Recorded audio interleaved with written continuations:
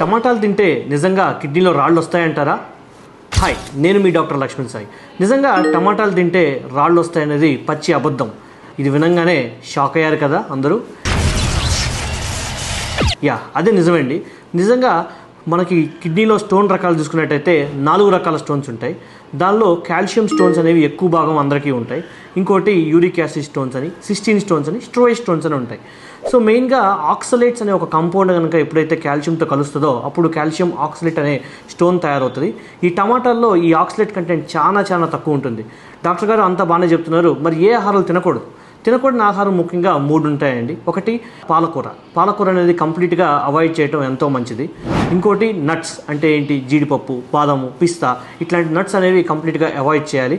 ఎవరికైతే kidney stones రికరెంట్గా వస్తాయో ఈ 2 పదార్థాల నుంచి మనం దూరం చేసుకున్నట్టయితే మనకి కిడ్నీ స్టోన్స్ అనేవి మళ్ళీ రాకుండా ఉంటాయి. ఇంకోటి డిహైడ్రేషన్. సో ఎవరికైతే పద్దాక తరచూ డిహైడ్రేషన్ గురవుతారో వాళ్ళల్లో ఈ కిడ్నీ రాళ్ళు అనేవి ఎక్కువగా వస్తాయి. సో ఈ రెండింటిని కనుక మనం దూరం చేసుకున్నట్లయితే మనకి కిడ్నీ స్టోన్స్ నుంచి తప్పించుకోవచ్చు.